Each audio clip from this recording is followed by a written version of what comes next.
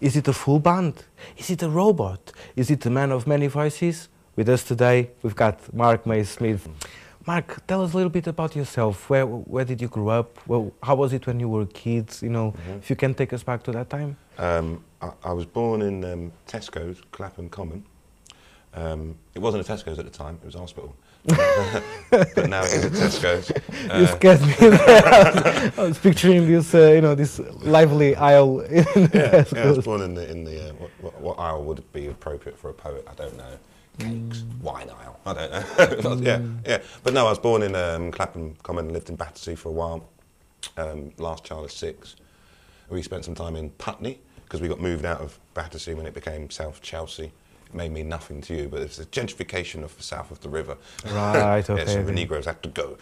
So they shifted us, a bit of both, over to Putney, where I spent my formative years generally. And then I did a few jobs, quite a lot of jobs, which I never particularly enjoyed. I don't like being told what to do. And that's kind of from being the youngest of 6. You know, I hate being told what to do. And so I went off to university in Preston, sunny Preston, to study philosophy and politics, which was good fun, up to a point. I had my fun. I ran for president of the Students' Union and won, President Mace. Fantastic, President Mace. Yeah, and then got ousted in a coup after 6 months. Started a newspaper, a student newspaper. It won a Guardian Student Media Award. Fantastic. And then I got a bursary from the Guardian to study journalism. And then found out I really hate being edited as well. Not just being told what to do, but being edited, because sometimes the Guardian is also known as the Groniard, because they used to make a lot of spelling mistakes. So it's annoying when you spend all your time crafting, you know, a mistake is added. And then I found one of my younger, how would I put it? When I was about 17, I saw Linton Kwesi Johnson do a poem on Channel 4 News about the amount of black people who died in police custody. And he did it in 3 minutes, and he named names, and as far as I was concerned, it was a black man on the telly, right, being quite intelligent, very clever, and like naming John Major and Tony Blair, and actually the politicians and the PCC and all the, you know, 3 minutes, you know what I mean? And it was like, story told, now do something about it. And I remembered that when I got back to doing the journalism, I was thinking, 3 minutes. You know, like if I can get something down to that sort of length, and get it across, I don't need to kiss the arses of the liberal people at the Guardian. I can do my own thing. And so I kind of did a lot more poetry performance and poetry slams, which is 3 minutes generally for a poetry slam. Yeah, and it just developed into doing poetry. A poem called Listen Politician, which I wrote several years back for Tony Blair and Bush, and I've updated it for Cameron and Clegg. And I think it's appropriate in these times of austerity. I am a big society poet. I am the big society poet. No one else wants the title, so I took it for myself. So it's called Listen Politician. It requires record decks, like listen. You can scratch on it, go puff in the herb, yeah, and you can scratch. So there's 2 of them, twin decks, bruv. Right, so yeah, and it goes like this. Listen, politician, me no want no mercy, not charity. Listen, politician, me no want no mercy, not charity me want, but some tolerancy. You must recognize me for my versatility. I might look a little different, but so do you to me. Listen, politician, take this shirt from me back, and you share it out in pieces, but you'll never give it back, and you'll wonder why me teeth. It a shirt me a lack. I got to keep me pride even if I'm on the rack. Listen, politician, with your laws for the poor. You won't let us dance or strike or march anymore. You divide and you rule, keep us from our neighbour's door. Because if we get together, it be babby.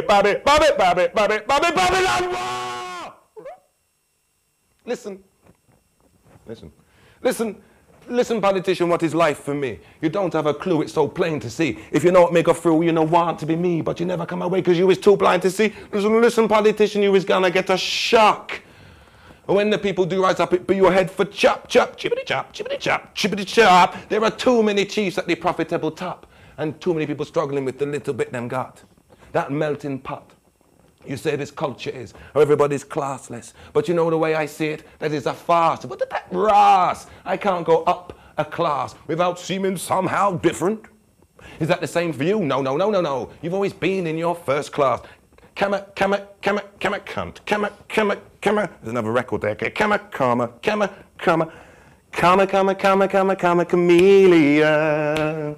You come and go, you come and go. So fuck off, Cameron, you is upper class. And you the guan to eat on. You never know about starving for food, not knowing when you're eating next. Clegg,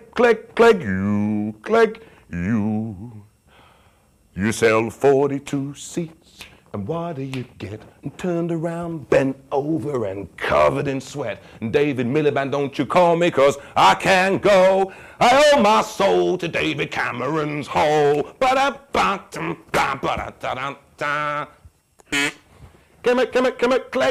Clegg, you is upper class and you is toughy nose. But you must realise, soon you have to go. So, politician, shut up on the mouth and listen.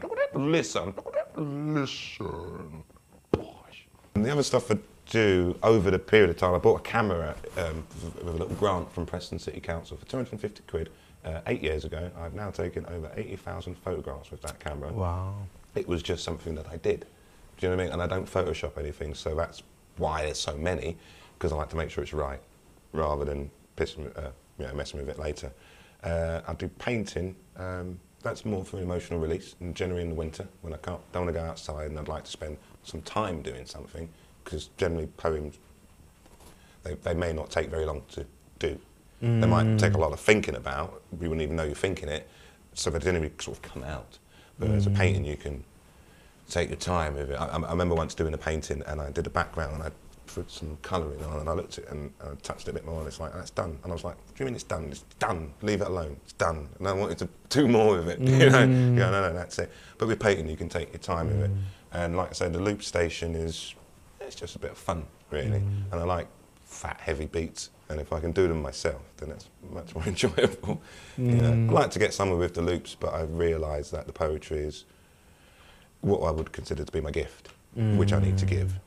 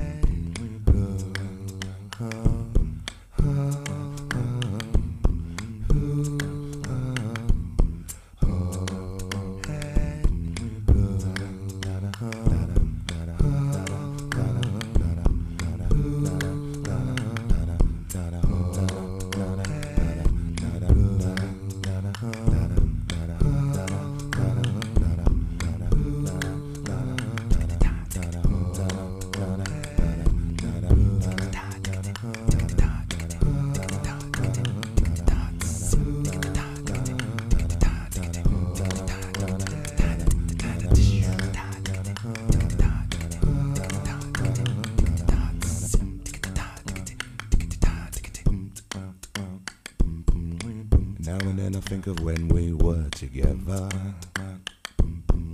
Like how you said you felt so happy you could die. And told myself that you were right for me, but felt so lonely in your company. But that was love and it's an ache I still remember. You can be addicted to a certain kind of sadness, like resignation to the end, always the end. And then you found that we could not make sense, and you said that we could still be friends. But I'll admit I was glad it was over. But you didn't have to cut me off, make it like it never happened and that we were nothing. But I don't even need that love, but you treat me like a stranger and it feels so rough. You didn't have to stoop so low, have your friends collect your records and then change your number. But I don't even need that, so now you're just somebody that I used to know. It's difficult to, how do I put this? I've been known as a poet for a long time, but I've done some acting as well. And sometimes I don't want to be a poet. Sometimes, you know, I'll be a front man in a band, you know. But it's the one thing that's just maintained all the way through. Like I say, when I don't feel like being a poet, I go, right, well, I'm an artist, I do all of this, or I'm a painter, or, you know, but it always keeps coming back round to the poetry. Yeah, and working out which one I focus my attention on has been very difficult, because there's different moods bring different forms of the art. A poem called Jimmy. Jimmy didn't know what he was doing. It was only himself that he was fooling. At 17, he said goodbye to schooling to lay a stake in the estate that he was ruling. But Jimmy didn't know that he was laughed at by the youths that hung around beneath the big flats, who'd smoke a little weed but wouldn't do crack, and would glory over the blagging of a 4-pack. No, Jimmy didn't know that he would die young, not shot down in the street by a hired gun. He's no gangster, just a prankster who misses his mum, who got caught up taking smack and then selling some. And Jimmy didn't know he was addicted. He thought that smack would set him free, but he's restricted. A skinny, sickly scrote, for sure afflicted by the angel of death. Suicide. Predicted.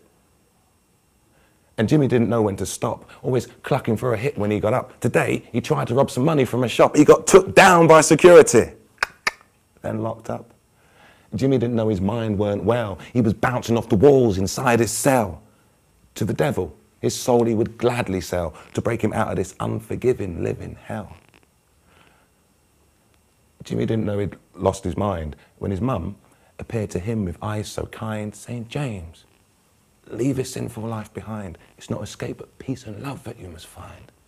Jimmy didn't know he'd gone mad when he saw the hallucination of his bad dad saying, "Son, I'm so ashamed you make me sad. Just end this all now. There's a good lad." Jimmy didn't know this wasn't real, not as real as the emotions he could feel. Guilt, loss, and self-pity made him reel and fall sobbing to his knees as he squealed. Jimmy didn't know that he had died, or if he really meant to commit suicide. The leather belt had not slipped once it was tied, and the noose would not come loose. Jimmy tried. No, Jimmy didn't know what he was doing. It was only himself that he was fooling. At 17, he said goodbye to living, to lay in a grave near the estate where no one missed him. Poor Jim. So how was the exhibition? What's the feedback you get from The exhibition was brilliant. It was awesome, and I sold everything. You sold everything. I'll tell you the truth, the exhibition, it was pretty much the opposite of that. It's a good opportunity. It looked great in the gallery. It's great that I've had another exhibition in a gallery, you know. But overall, it was, I've done pop-up shops before, where I'm there all the time, you know, in my shop, in a sense, you know, for a week or something. And I much prefer that, because then I can talk to people about my art, you know, and it makes it, with things like paintings, people want to like the painter, if you know what I mean. It's not enough to like the picture, they want to like the artist as well. And that opportunity wasn't there with the gallery exhibition of the last 3 weeks. So I didn't enjoy it as such. I'm really keen to go and do another pop-up, to be quite honest. So I think it's something that we got from your performance. You engage with your audience, and you talk to people directly. You ask questions. You ask people to chip in words. Dealing with people is a big part of what you do. It is. I think I might be very probably adult ADHD, which means I notice things. Like somebody talking just in the back there, I will notice these things, and so it will distract me. Yeah, and so if I can pull everything in, it's energy. You know, if I've got your energy and you're listening to me, then it's easier for me to tell you what I'm saying. Yeah? And so it's always pulling in from the distraction. See, she's just moving around over there now, and I see it. Do you know what I mean? So that's really important. So that's why I try and include everybody in. You know, when I go to a class, if I'm doing a workshop, I'll ask everybody their name and a random word and their football team generally. And it's not so much to use the words, it's to find out what they're like.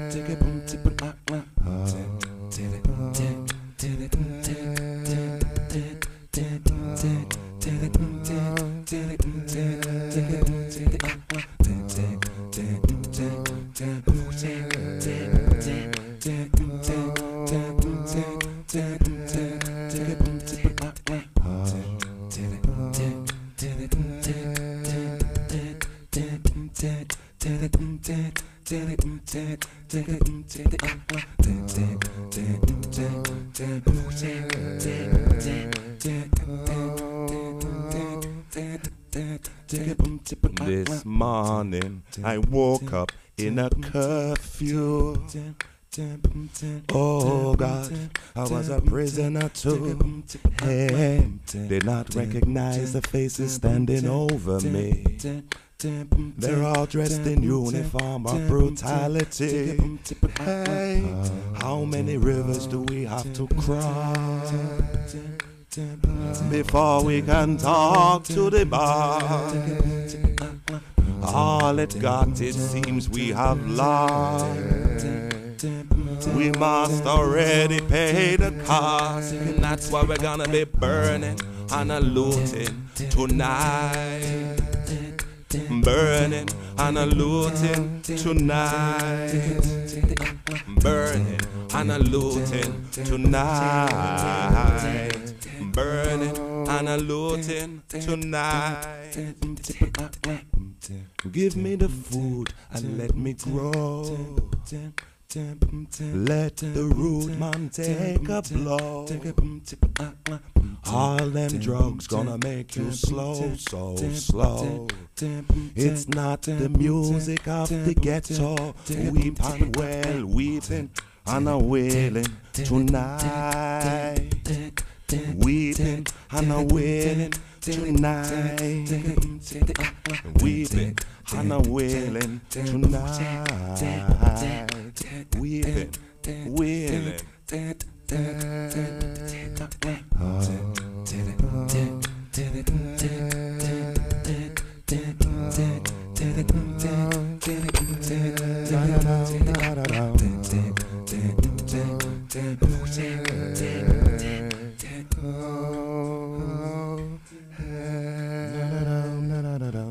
I know you go out as well, you go to places, you do workshops, you engage people in your work. Is there anything, any story, anything that you'd like to share with us? I know you also worked in prisons as well. Yeah. Maybe hospitals, no? Not so much hospitals, no. Young people, you work with young people? Yeah, yeah. Is there anything that, how are you looking at young people now? Because there's no jobs, all this credit crunch, and I'm sure they still like to hold a pen and right away say, what do you make of it, when you're working with young people? See, I found working with young people to be sort of 13 and over, the ones that might be getting into trouble. I found it most satisfying as if I've actually given something back, and it's to give them the ability to express themselves creatively, whether it is writing or art. To ask me questions about what I've done and how I got to be where I am, which is crime, by the way.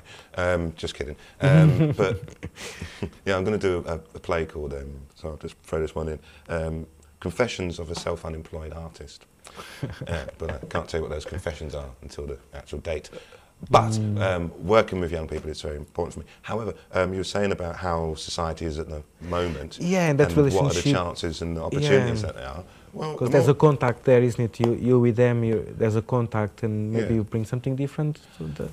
See, it's difficult because there's not that much money around, in a sense, to get people like me into workshops. And it just got halted as well, the funding, hasn't indeed. it? Funding's halted, libraries are closing youth down. centres are closing, so where to actually catch them, so to speak, is evaporating to some degree.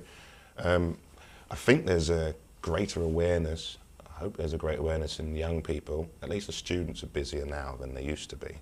In fact, there's that awareness of if you join together for a good cause, then you actually have a lot of power. And they witnessed this, all these young people witnessed this all over the country last year. They suddenly had town centres to themselves and were helping themselves. It's kind of the wrong direction to be using that energy, but when people can get together, but it's the mechanisms for doing so are being destroyed.